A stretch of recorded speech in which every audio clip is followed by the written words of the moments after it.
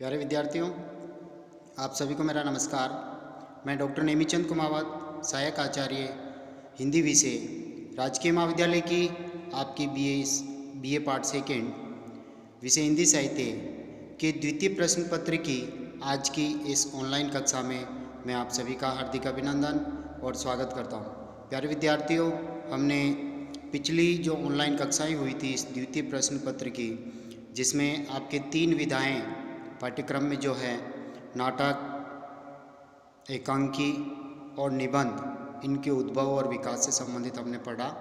और हाल ही की पिछली एक ऑनलाइन कक्षा से हमने आपकी जो ये पाठ्य पुस्तक हैं निबंध संग्रह, जिसके प्रथम निबंध साहित्य जन समूह के हृदय का विकास है और इसके लेखक बालकृष्ण भट्ट जी हैं। तो लेखक का जीवन परिचय और इस निबंध के सारांश और निबंध की मुख्य विषय वस्तु और निबंध पर बनने वाले महत्वपूर्ण बिंदुओं पर जो आपका प्रश्न बनता है उस पर हमने विस्तार से चर्चा पिछली ऑनलाइन कक्षा में कर ली है। लेखक का जीवन परिचय हमने पढ़ लिया है, निबंध पे हमने काफ़ी विस्तार से चर्चा कर ली है। और इस निबंध से संबंधित जो प्रश्न बनता है कि साहित्य जन समूह के हृदय का विकास है में व्यक्त विचारों पर टिप्पणी लिखिए, या साहित्य जन समूह के हृदय का विकास है निबंध में व्यक्त विचारों का वर्णन कीजिए। तो इस निबंध का सारांश और इसकी प्रमुख विषय वस्तु पर मैंने पिछली ऑनलाइन कक्षा में आपको पढ़ा दिया है। और मैंने ये भी आपसे जिक्र किया था कि इस निबंध का आप एक बार पुनः अध्ययन अच्छी तरह से कर लें। ये जो सारी विशेषताएं थी ये मैंने इन बिंदुओं में 20 बिंदुओं में मैंने उल्लिखित कर दिया है। इन्हीं 20 बिंदुओं में आपको इसका आंसर देना है। इस निबंध को विस्तार से मैं अब समझाने जा रहा हूँ इस ऑनलाइन कक्षा से, तो आप ध्यान से सुनिए। लेखक ने प्रथम पंक्ति ये लिखी है बालकृष्ण भट्ट जी ने, प्रत्येक देश का साहित्य उस देश के मनुष्य के हृदय का आदर्श रूप है। यानी कहने का तात्पर्य साहित्य में हमेशा आदर्श ही चीज़ों का उल्लेख किया जाता है। तो हर देश का जो साहित्य है वो तत्कालीन समय के जो मनुष्य हैं उनके हृदय का जो चिंतन, विचार और जो भाव है उन्हीं के आदर्श रूप उन साहित्य में अभिव्यक्त हुए हैं।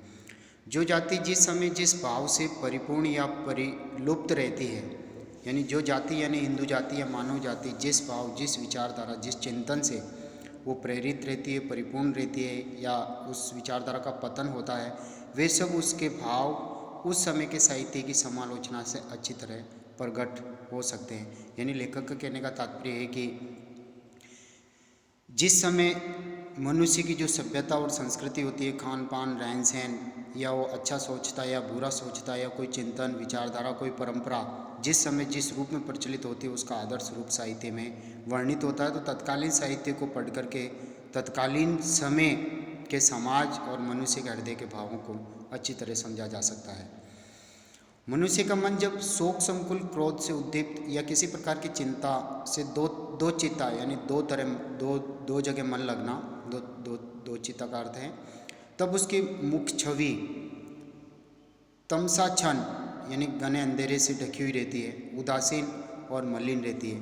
यानी जब मनुष्य किन्हीं चिंताओं से घिरा हुआ रहता है या क्रोध से घिरा हुआ रहता है तो उसके चेहरे से उसके भाव पता चल जाते हैं। उस समय उसके कंठ से जो ध्वनि निकलती है वह भी या तो फूटे ही ढोल के समान बेसुरी, यानी जो स्वाति नहीं है, बेताल जिसमें कोई ताल तुक नहीं होती है, या बेलय या करुणापूर्ण गदगद या विकृत स्वर संयुक्त होती है। यानी कहने का तात्पर्य जब मनुष्य चिंताओं से ग्रस्त रहता है, किसी चिंता से उदासीन या मलिन रहता है, तो उसके मुख से जो वाणी निकलती है वो उस उदासीनता से ही परिपूर्ण होती है, चिंताग्रस्त वाणी होती है। तो उन भावों से ही उसके हृदय में छिपे हुए भाव या उसकी दशा को जाना जा सकता है।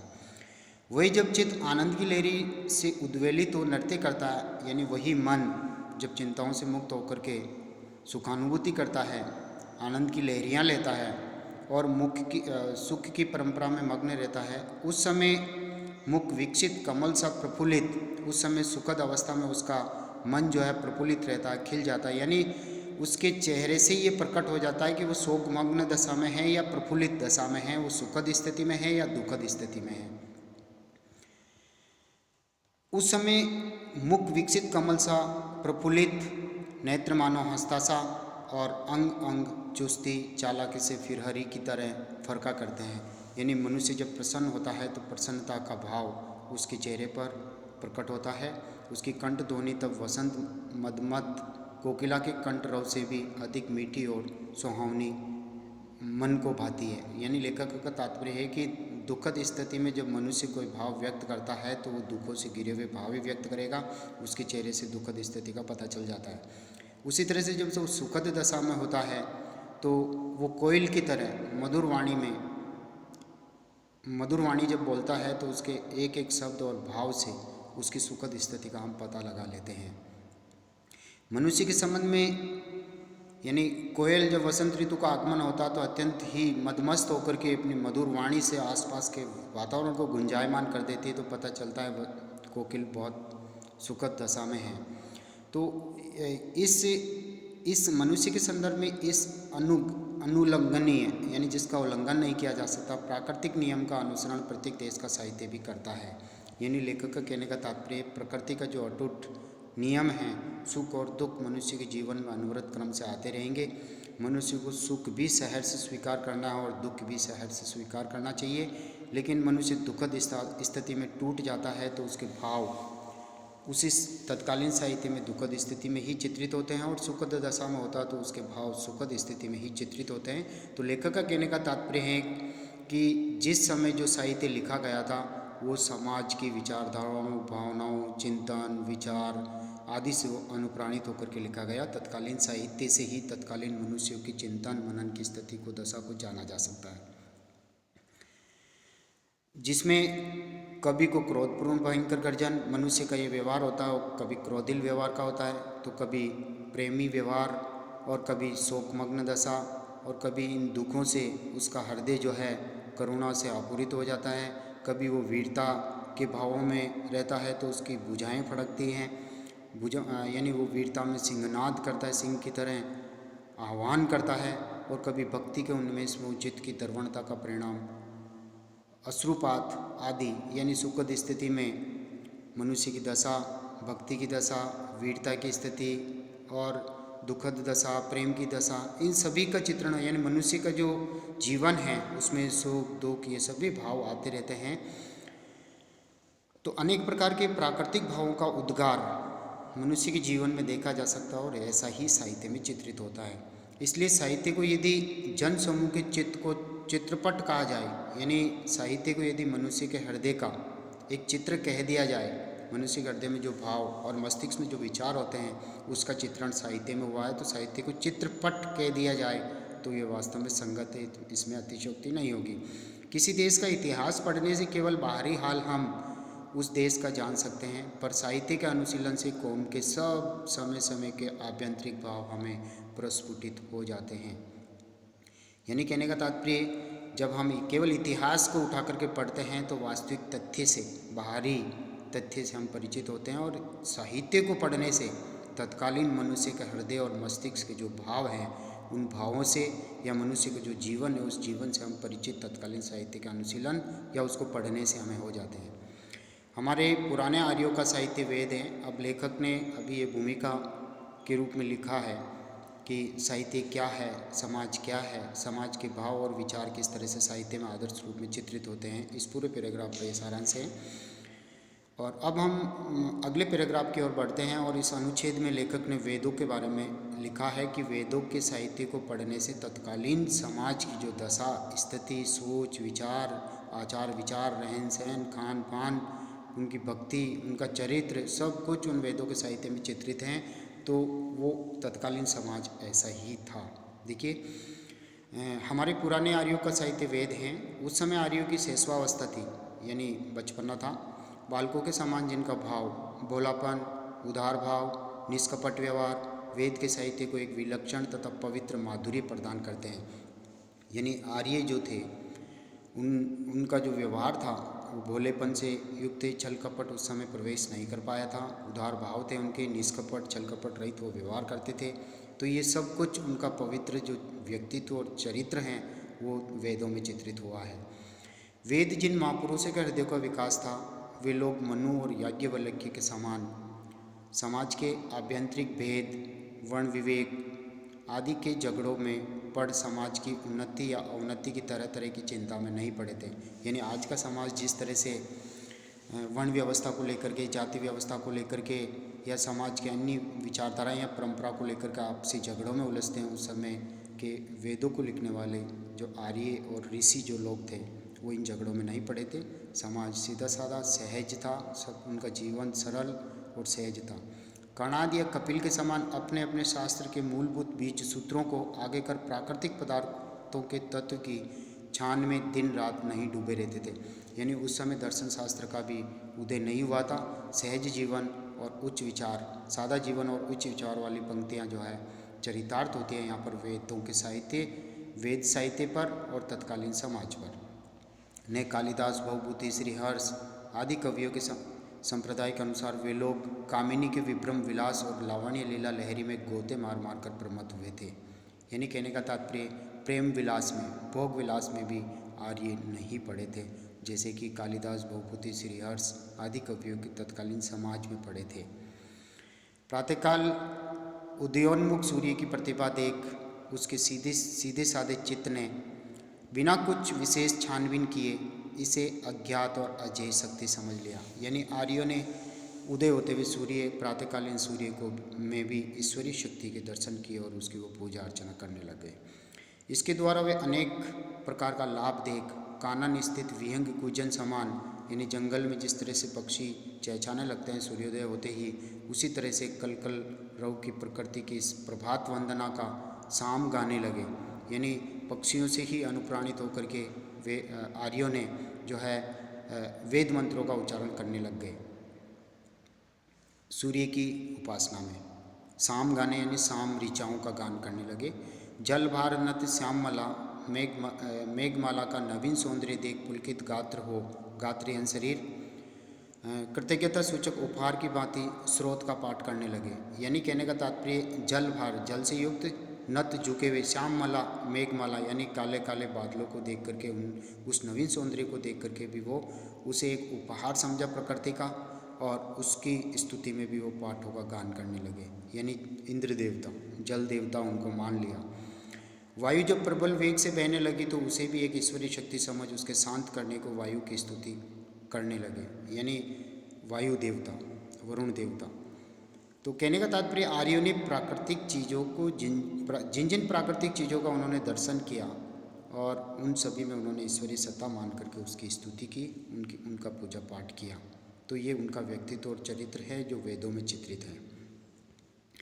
वे ही सब ऋक और साम, ऋग्वेद की विधाएँ ऋचाएँ, श्लोक साम ऋचाएँ की पावन जो ऋचाएँ हुई, जिनकी आज भी हम वेदों का अध्ययन करके उन ऋचाओं का जल, आकाश, वायु, अग्नि, जल, पृथ्वी, इन सभी के पूजन पाठ में उन ऋचाओं, उन श्लोकों का हम उपयोग करते हैं जो तत्कालीन समाज यानी आर्य समाज के द्वारा जो वेद लिखे गए थे, या आर्य समाज का जैसा जीवन था वैसा ही उन वेदों में चित्रित हुआ था। उस समय अब के समान राजनीतिक अत्याचार कुछ नहीं था।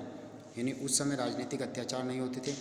इसी से उनका साहित्य राजनीति की कुटिल उक्ति युक्ति से मलिन नहीं हुआ। राजनीतिक छल कपट में वेद साहित्य उलझा नहीं है। नए आए हुए आर्यों की नूतन कृति समाज के संस्थापन में सब तरह की अपूर्णता थी सही, पर सबका निर्वाह अच्छी तरह से होता था।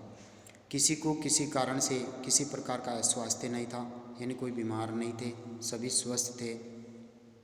आर्यों का समाज एक तरह से पूरी तरह से सही और व्यवस्थित था। आपस में एक दूसरे के साथ अब का सब बनावटी और कुटिल बर्ताव नहीं था। आज के लोग छल कपटपूर्ण व्यवहार करते हैं, लेकिन ऐसा उस समय आपसी व्यवहार में नहीं था। सादा जीवन, उच्च विचार और सभी आपसी समन्वय से रहते थे। इसलिए उस समय के उनके वेद में भी कृत्रिम भक्ति, कृत्रिम सौहार्द, कपाटवृत्ति, बनावट और चुना चुनी ने स्थान नहीं पाया था। आज लोग कृत्रिम भक्ति करते हैं, भगवा वस्त्र धारण कर लेते हैं और ईश्वर के नाम से ठगाठगी करते हैं। कृत्रिम सौहार्द, दिखावटी मित्रता नहीं रखते हैं। कपाट वृत्ति, बनावट और चुना चुनी यानी बनावटी व्यवहार आज का जो मनुष्य कर रहा है, उस समय के साहित्य में हमें देखने को नहीं मिलता है। तो इसका मतलब है कि उस समय के समाज में छल कपट प्रवेश नहीं कर पाया था। सबके साथ सबकी खान पान द्वारा सहानुभूति रहती थी। सब भाई भाई आपसी सौहार्दपूर्ण वातावरण में सब रहते थे। एक ही परिवार के सदस्य मान करके सब एक दूसरे की मदद करते थे। उनके बीच धार्मिक मनुष्य अब के धर्म द्वेषियों के समान दाम्भिक यानी घमंडी वन महाव्याधि सदृश लोगों के एक गल रहने थे। यानी आज धर्म संप्रदाय के नाम पर खूब लड़ाई झगड़े होते हैं, और उस समय ऐसा धर्म के नाम पर कोई लड़ाई झगड़े नहीं हुए थे। कोई किसी के गले की घंटी या किसी की कोई मुसीबत धर्म और संप्रदाय नहीं बनता था जैसा कि आज बनता है। सीधापन था उनमें, भोलापन, उदार भाव उनके साहित्य के एक एक अक्षर से टपक रहा है। यानी कहने का तात्पर्य आर्यों का जैसा समाज था, जैसे उनके भाव और विचार थे, वैसा ही तत्कालीन साहित्य वेदों में चित्रित हुआ है। लेखक यही कहना चाह रहे हैं। एक बार महात्मा ईसा एक सुकुमार मती बालक को अपनी गोद में बैठाकर अपने शिष्यों की ओर इशारा करके बोले कि जो कोई छोटे बालक के समान भोला न बने, उसका स्वर्ग के राज्य में कुछ अधिकार नहीं है। यानी महात्मा ईसा ने जब ये पंक्ति कही बालक को गोद में लेकर के कि बालक के समान सबको भोलेपन जैसा व्यवहार करना है, और यदि नहीं करोगे तो तुम्हें ईश्वर भी माफ़ नहीं करेगा और स्वर्ग में स्थान नहीं मिलेगा। हम भी कहते हैं जो सुकुमार चित्त वेदभाषी इन आर्यों की तरह पद पद में यदि ईश्वर का भय रखें, ईश्वर से हम डरें, प्राकृतिक पदार्थ के सौंदर्य पर हम मोहित हो जाएं, प्रकृति की सुंदरता पर हम मोहित होते चलें, बालकों के समान सरलमति न हो, उसका स्वर्ग के राज्य में प्रवेश करना अति दुष्कर है। आज ये आधुनिक काल में भी ये पंक्ति लागू करें तो ये नहीं हो सकती, क्योंकि आज का मनुष्य छल कपट पूर्ण व्यवहार करता है, ईश्वर से भी वो नहीं डरता है। लेकिन तत्कालीन समय के लोग, आर्य लोग ईश्वर का भय रखते थे, ईश्वर से डरते थे, इसलिए वो ईश्वर की भक्ति करते थे और उनका व्यवहार उदार और भोलापन से युक्त था। चरित्र उत्तम कोटि का था, जैसा उनका चरित्र था वैसा ही वेद साहित्य रचा गया। इन्हीं प्राकृतिक पदार्थों का अनुशीलन करते करते इन आर्यों को ईश्वर के विषय में जो जो भाव उदय हुए, वही सब एक नए प्रकार का साहित्य उपनिषद के नाम से कहलाए। यानी ईश्वर के बारे में उन्होंने जो चिंतन मनन भक्ति से संबंधित जो श्लोक वगैरह जो भी लिखे, जो चिंतन जो विचारधाराएं उनकी थी, उनसे जो साहित्य रचा गया वो उपनिषद कहलाया। इन सब आर्यों की समाज यानी आर्यों का समाज और अधिक बढ़ता गया। लोगों की रीति नीति व्यवहार खान पान बर्ताव में भी धीरे धीरे भिन्नता आती गई। इन सबको एकता के सूत्र में बांधने के लिए कुछ सामाजिक नियमों की जरूरत पड़ी। गुण कर्म से सब एक दूसरे से बंधे हों, जिसमें किसी प्रकार की किसी को कोई हानि नहीं पहुंचाएं, इसलिए स्मृतियों के साहित्य का उदय हुआ। पहले उपनिषद में ईश्वरीय भक्ति से संबंधित बातों की रचना हुई, और फिर स्मृतियों के साहित्य में जो है सामाजिक नियम बने जिनकी अनुपालना सभी को करनी होती है। और इन्हीं स्मृतियों में जो है मनु स्मृति, अत्रि, हारित, याज्ञवल्क्य द्वारा जो लिखी हुई जो स्मृतियाँ हैं, उनमें अपने अपने नाम की इन्होंने संहिताएँ बनाई, स्मृतियाँ बनाई। विविध प्रकार के राजनीतिक, सामाजिक और धर्म संबंधी विषयों का सूत्रपात किया। इन्हीं के यानी कहने का तात्पर्य राजनीतिक, सामाजिक और धर्म संबंधी विधि विधानों का विधान इन ऋषि मुनियों ने स्मृतियों का सृजन करके समाज को सुझाव दिया। इन्हीं के समकालीन गौतम, कणाद, कपिल, ये सारे ऋषि मुनि, जैमिनी, पतंजलि आदि हुए, जिन्होंने अपने अपने सोचने का परिणाम स्वरूप यानी कैसे चिंतन मनन किया जाए, समाज के लोग कैसे धर्म, राजनीति, दर्शन, भक्ति आदि पर किस तरह से चिंतन मनन हम करके परिणाम निकाल सकते हैं, तो दर्शन शास्त्रों का निर्माण हुआ। यानी दर्शन शास्त्रों की बुनियाद डाली गई। यहाँ तक कि जो साहित्य रचे गए थे, यद्यपि वेदों की भाषा का अनुकरण सब में हुआ, परंतु नित्य नित्य उनकी भाषा धीरे धीरे संस्कृत से बिल्कुल सरल, कोमल और परिष्कृत होती गई। तथापि इनकी गणना वैदिक भाषा में ही की जाती हैं। इन स्मृतियों और आर्य ग्रंथों की भाषा को हम वैदिक और आधुनिक संस्कृत के बीच की एक कड़ी कह सकते हैं। अब से संस्कृत के दो खंड होते चले गए हैं, जैसे वैदिक संस्कृत वेद और लोक यानी लौकिक संस्कृत के नाम से वो जानी जाती है, जिन्हें हम प्राचीन आर्य भाषाएं कहते हैं। इसी आप ये प्रथम वर्ष के पाठ्यक्रम में ये पढ़ के आए थे प्राचीन, मध्यकालीन और आधुनिक आर्य भाषाओं के बारे में। पाणिनि के सूत्रों में जो संस्कृत पाठियों के लिए कामधेनु का काम दे रहे हैं, और जिनसे वैदिक और लौकिक सब प्रयोग सिद्ध होते हैं। लोक और वेद की निरख परख अच्छी तरह से उस समय की गई थी। इसी वेद और लोक के अलग अलग भेद से साबित होता है कि संस्कृत किसी समय प्रचलित भाषा थी। यानी कहने का तात्पर्य न केवल उसमें साहित्य लिखा गया था बल्कि बोलचाल की भाषा भी होती जो लोगों के बोलचाल के बर्ताव में व्यवहार में काम आती थी। वेदों के उपरांत वेदों के उपरांत जो रामायण और महाभारत साहित्य के बड़े बड़े अंग समझे गए, यहाँ से हम अगली ऑनलाइन कक्षा में हम अध्ययन करेंगे। आज की इस ऑनलाइन कक्षा को हम यहीं समाप्त कर रहे हैं। अगली ऑनलाइन कक्षा के लिए आप तैयार रहें। जय हिंद, जय भारत। Thank you.